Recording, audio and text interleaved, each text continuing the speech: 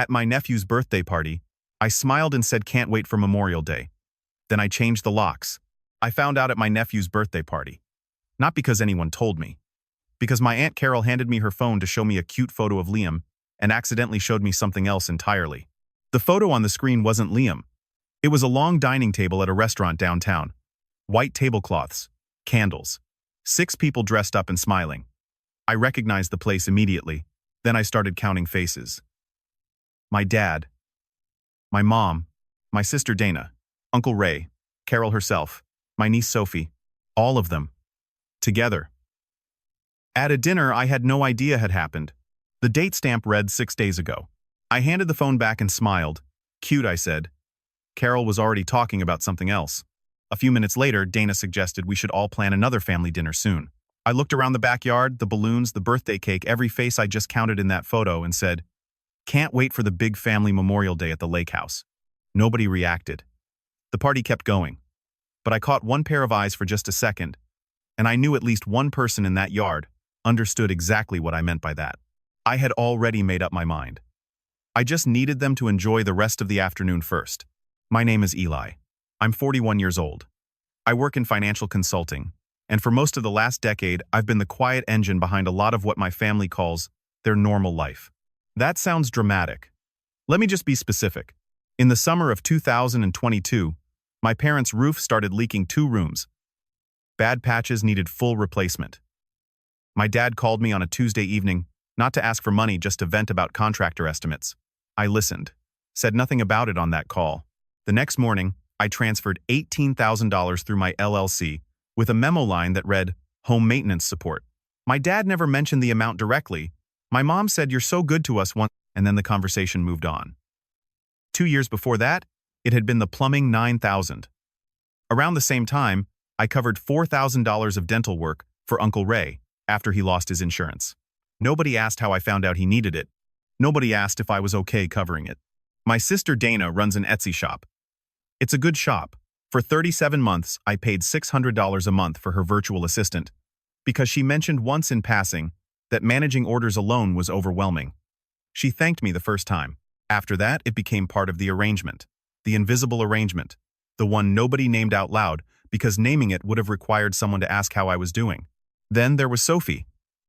My niece was born on a Thursday, and by Friday afternoon, I'd already opened a college savings account in her name.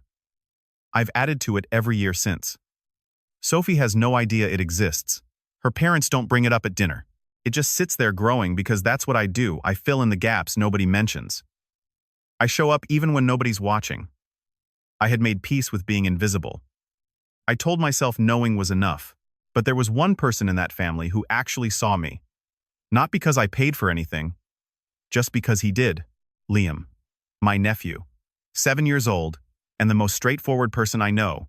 He sends me videos, a frog he found near the garden hose, a joke he heard at school that doesn't quite land, but he laughs anyway, a drawing he made of Uncle Eli that looks like a stick figure wearing a very serious tie. I have every single one of them saved on my phone. Each one was proof that at least one person in that house knew I was there. And then there was the lake house. 12 years ago, my dad and I bought it together, split the deposit straight down the middle. Since then, I've handled every repair, every maintenance call, every off-season check. New electrical panel 2 summers ago. The deck last fall. It wasn't just a property to me. It was the one place where the family slowed down, where conversations ran longer than 5 minutes, where I didn't feel like background noise. I thought of it as something solid between us. Something anchored. Something with both our names on the deed. I held on to that longer than I should have. I drove home from that birthday party without calling anyone. No texts, no radio, just the road and the quiet. I kept turning it over. The dinner was 6 days ago. Carol had photos of it on her phone, which meant she wasn't hiding them, which meant nobody thought to warn her, which meant every person in that backyard today had been at that table and not one of them had said a word to me about it. Not before, not after, not even close. This wasn't an accident. This was a decision someone made, and then everyone else went along with it. I thought about how many times over the years I'd shown up to something and felt the shape of a conversation that had already happened without me. How many times I'd been called last minute or not at all and told we didn't think you'd be able to make it. I always took the hint. I never pushed. I just transferred the money and moved on because I told myself that was what you did for family. You showed up even when they forgot to hold the door. I wasn't angry. I just wanted to understand the full picture before I did anything. I opened my laptop the moment I got home. I'm the admin of the family group chat. I'd set it up years ago, easier than texting everyone individually. That night I pulled the activity logs. That's when I found it. 3 months ago, someone had created a second group. Smaller. Called Family Core. I wasn't in it. I hadn't been removed. I'd just never been added. The planning for the summer dinner for Memorial Day for what sounded like several other things. All of it had been moved there, away from the main chat. Away from me. I sat with that for a minute. Then I opened my email archive and found something I'd filed away and mostly forgotten. A Zoom recording from 3 months ago, a family call about summer plans. I'd had to drop off early for a work call. I'd thought nothing of it at the time. Someone hadn't turned off their mic. What followed was 12 minutes of my family talking in the background, not knowing they were still being recorded. I heard my dad's voice, my sister's, my uncle's, and in those 12 minutes, I heard Eli makes everything awkward. He's always busy anyway, he'll just cancel. Honestly, it's a little lighter when he's not there. I listened to all 12 minutes. Twice. The next morning I opened a spreadsheet I'd been maintaining since the first year I started helping out. Nothing fancy, just dates, amounts, categories. I'd kept it the way I kept everything quietly without making a point of it. I printed 3 pages. 11 years of entries. The roof in 2022, $18,000. Plumbing the year before, $9,000. Uncle Ray's dental work, $4,000 paid in one transfer, never mentioned again. Dana's virtual assistant, $600 a month for 37 months, which came out to $22,200. Lake House electrical deck repair off-season maintenance checks spread across the years, adding up to more than I'd consciously tracked. Zophie's college fund, contributed to every year since the week she was born, total $235,000. Give or take. I set the printed pages on the table and looked at them for a while. Not because the number surprised me, but because I realized that in 11 years nobody had ever asked if I was okay carrying it. They said, "You're so good to us." They said, "We don't know what we'd do without you." But nobody had ever said, "Here is what you gave us specifically, and we see you for it." The spreadsheet had always just been mine, a private record of a one-sided conversation. That morning, I decided it was time to show the other side. I called my attorney later that day. He's the same one who helped me draft the Lake House deed 12 years ago, so he knew the document well. I asked him about the partition clause in the co-ownership agreement. He walked me through it clearly. Under that clause, if a dispute arose between co-owners, either party could request a formal partition, meaning I could sell my 50% stake to a third party, or petition to have the entire property auctioned with proceeds split down the middle. I didn't need my father's agreement. I just needed to file a legal notice. I also asked about the LLC transfers, whether stopping them created any liability on my side. He said no. Every one of those payments had been a voluntary gift routed through my business account. There was no contract, no obligation, no court in the country that could tell me I had to keep sending them. They had always been a choice, which meant they could just as easily become a different choice. I thanked him and told him I'd be in touch. That evening, I sat at the kitchen table with the spreadsheet, the deed, the Zoom transcript, and the admin log from the family core chat all laid out in front of me. I thought about what Memorial Day would look like if I did nothing. I'd show up to the lake house same as every year. I'd handle the grill, fix whatever needed fixing, and I'd stand in the same room as every person who had sat at that dinner table without me and decided not to say a word. And they would let me. Because that's what had always worked for them. I wasn't going to do that again. I was simply done. I emailed my attorney, "Prepare the notice. I'll send you the date." Then I opened the family group chat, the main one, the one I was still in, and typed a single message to everyone. "See you at Memorial Day." I hit send. I closed the laptop. Nobody replied that night, but I knew at least one person would read it twice. Over the next 3 weeks I made changes. Not dramatically, not all at once, just quietly the same way I'd always done things, except this time the direction was different. I stopped the LLC transfers for my parents' household support. No phone call, no explanation, no warning message. The transfers simply didn't go out that month. I canceled the virtual assistant payment for Dana's Etsy shop the same week. Again, no announcement. I had never made a point of starting those payments, so I saw no reason to make a point of stopping them. Sophie was different. Sophie hadn't done anything. She was 12 years old and had no part in any of this. So instead of touching her college fund, I restructured it. I had my attorney draft a trust document that transferred control of the account directly to Sophie when she turned 18, independent of her parents, independent of anyone else in the family. I kept my annual contributions going into the trust, What changed was that the money would reach Sophie on Sophie's terms, not filtered through anyone who had decided I didn't need a seat at the table I'd been quietly building for years. That felt right to me. That felt like the one thing in this whole situation I could do cleanly. My attorney sent the formal partition notice to my father's address the following Friday. Certified mail. It outlined the co-ownership clause, the effective date Memorial Day weekend, and the options available to both parties. I didn't call my dad to warn him. I didn't send a text. I had said everything I needed to say in that document, and the document said it clearly. 2 days before Memorial Day, I called a locksmith.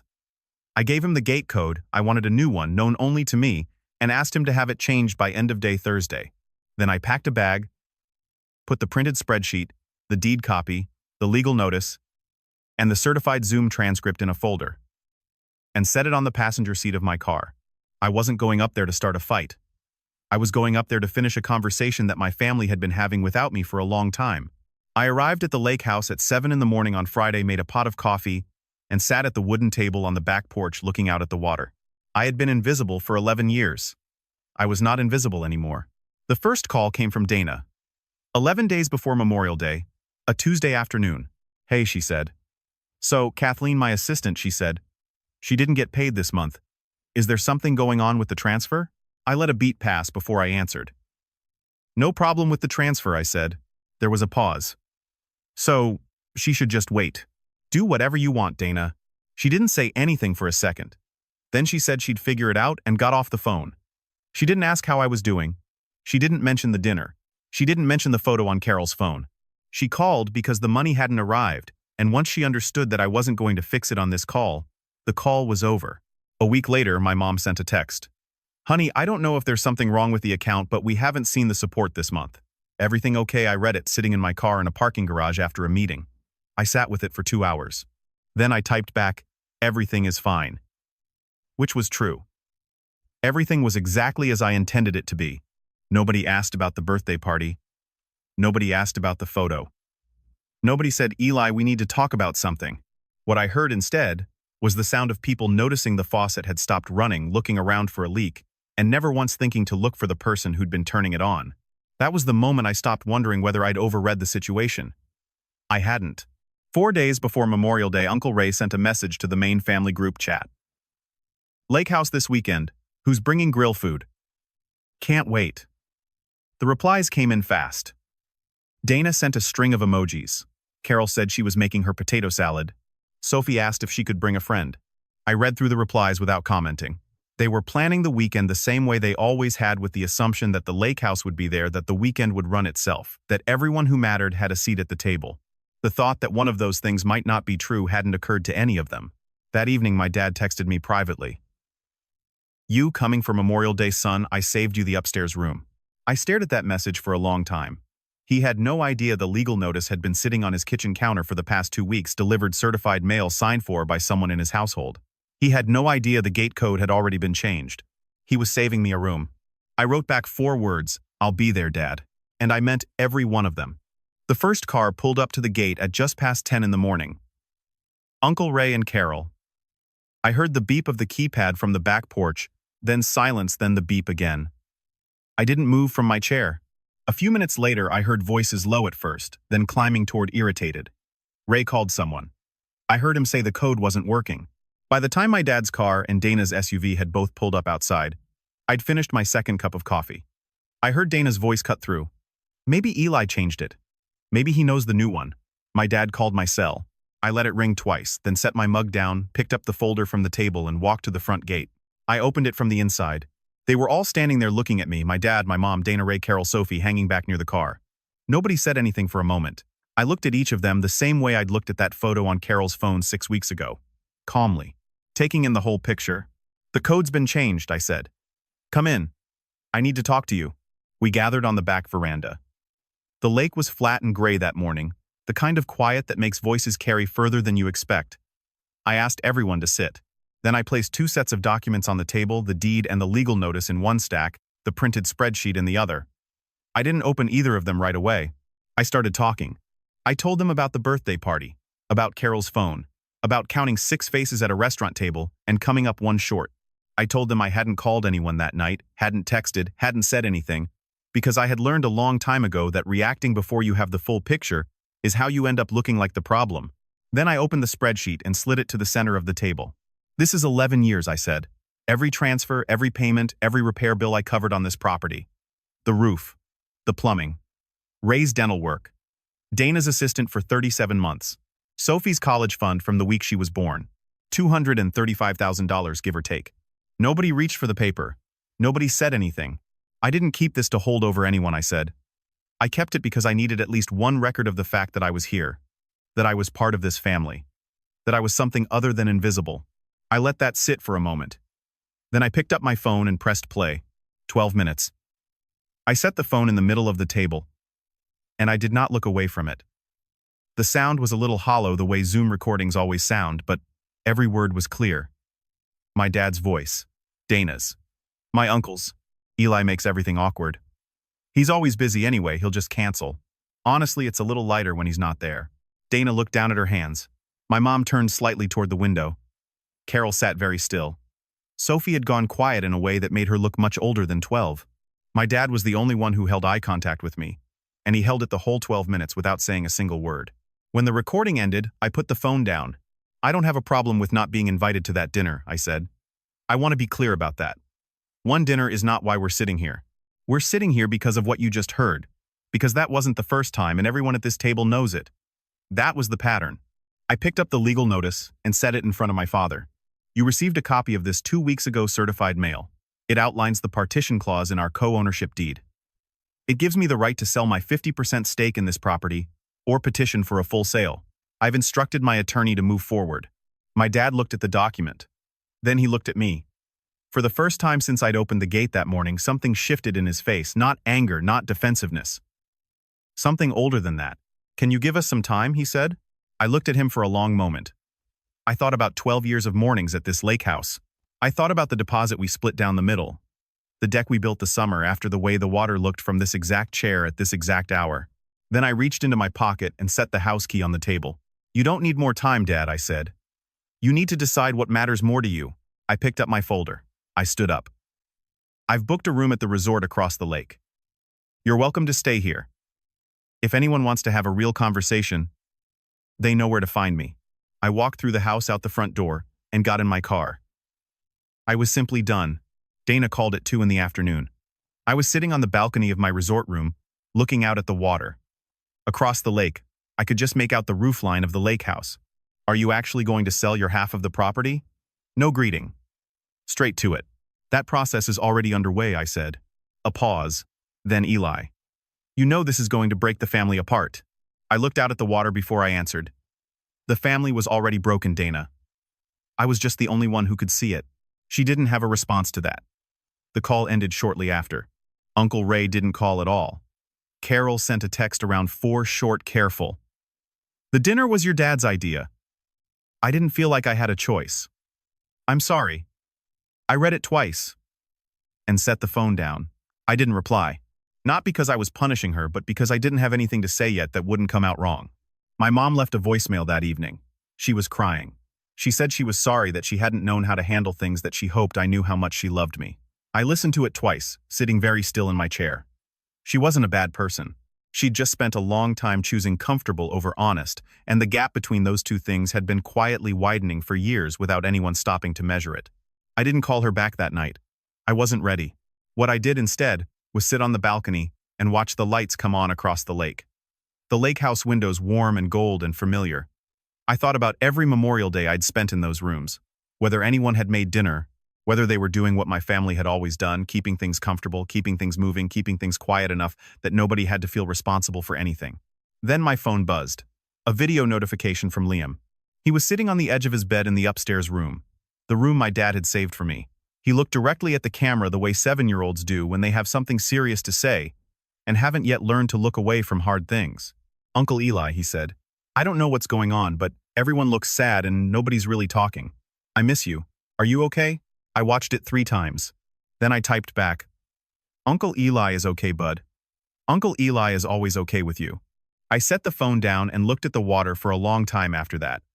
The lake was very still, and for the first time all day, so was I. 3 weeks after Memorial Day, someone knocked on my apartment door, on a Sunday morning. No text ahead of time. No warning. It was my dad. He was alone. No Dana, no attorney, no buffer.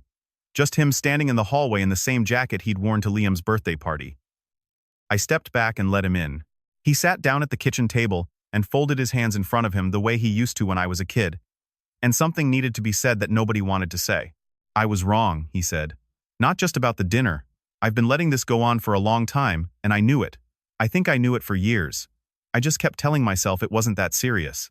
That you were fine. That you'd always be fine." He didn't dress it up. No long explanation, no list of reasons. He was just an old man finally saying the thing he'd been stepping around for longer than either of us wanted to count. I let him finish. I didn't cut in, didn't redirect, didn't make it easier for him. When he was done, I said, "I don't need you to agree with every decision I've made. I just need you to see me, Dad." That's all it ever was. He nodded. He didn't say anything else for a moment. And somehow that silence was the most honest thing that had passed between us in years. We sat at that table for another hour. We didn't solve everything. We didn't try to. But by the time he left, something had shifted, not fixed, just moved the way furniture moves after a long time in one place, and you finally remember the room can be arranged differently. The partition process is still ongoing. My attorney and my dad's attorney are in talks about a buyout, my dad purchasing my 50% rather than us selling to a third party. I'd prefer that. I don't want the lake house to disappear from the family. I just want to know that my name on that deed means something more than a source of maintenance funding. The LLC transfers haven't been restored. I've made it clear that I'm willing to have real conversations about real needs, specific ones, honest ones, the kind where someone actually picks up the phone and asks, instead of waiting for the deposit to appear. That's a different arrangement than what we had before. I think it's a better one. Dana and I haven't talked properly yet. I'm not rushing it. When she's ready to have a conversation that isn't about the property or the money, I'll be here. With Liam, nothing has changed. He sent me a video last Tuesday, a worm he found in the garden that he'd apparently named Gerald. I watched it 4 times. Someone asked me recently if I regretted any of it. The receipts, the notice, the changed gate code, the folder on the veranda table. I thought about it honestly. I don't. Not because it felt good, it didn't, not really. But because for the first time in 11 years I wasn't invisible. And the thing I finally understood sitting on that resort balcony watching the lights across the lake is that I hadn't been invisible because nobody could see me. I stopped doing that. I stopped taking the hint and staying quiet. I stopped pretending that funding a seat at the table was the same as having one. I was simply done carrying what was never mine to carry alone. And when I finally put it down, all of it, I found out what had always been true. I was never invisible. I had just been standing in the wrong light. QC block final. Estimated total word count approximately 3950 words. Public truth. Public climax Zoom recording. Played in full on the veranda spreadsheet. Pushed to center of table deed clause. Presented all confirmed present and clear. Receipts planted and paid off. Spreadsheet planted. Section 4. Paid off Section 7. Deed clause planted. Section 2 and 4. Paid off Section 7. Zoom recording planted. Section 3. Paid off Section 7. College Fund Trust document planted Section 5 referenced in Resolution Section 9. Motif. Symbol repeated spreadsheet appears twice. Section 4. Private record. And Section 7. Public reveal. Liam's videos bookend the script. Section 2. Frog joke. Drawing. And Section 9. Gerald the Worm. Lake House's physical and emotional anchor threads through all 9 sections. Minimum 3 hard mini cliffs at macro transitions confirmed I just needed them to enjoy the rest of the afternoon first end. Section 1.